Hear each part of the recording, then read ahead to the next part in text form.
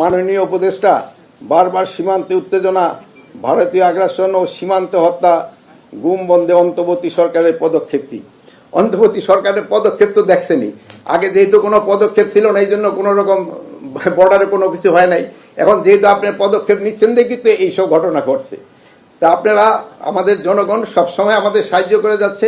এই জনগণের এই সাহায্য এবং সহযোগিতা সবসময় থাকবে এবং বিজিবি কিন্তু সবসময় সীমান্তে অ্যালার্ট আছে এবং আমাদের সীমান্ত সম্পূর্ণভাবে সুরক্ষিত আছে।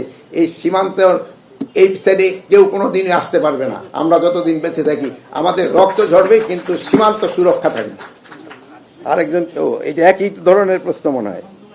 সীমান্তে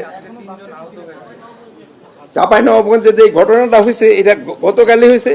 এটা কিন্তু এই ঘটনাটা হয়েছে হলো জমির ধান কাটা আর গাছ কাটা নিয়ে দুই পক্ষেরই একটা হয়েছে। তো আমাদের অগপক্ষেও আহত হয়েছে, আমাদের পক্ষে আহত হয়েছে। তা আমাদের মিডিয়া আমি দেখি না, অগপক্ষে কিন্তু দুইজন সীমান্ত রক্ষীও আহত হয়েছে। তা আমাদের কোনো সীমান্ত রক্ষী আহত হয় নাই, আমাদের দুই একজন সাধারণ জনগণ আহত হয়েছে। তো এটা মেজর কোনো কিছু না। এটা নিয়ে ওই বিএসএফ এবং বিজিবির ভিতর আলোচনার মাধ্যমে এটা একটা সমাধান হয়ে গেছে।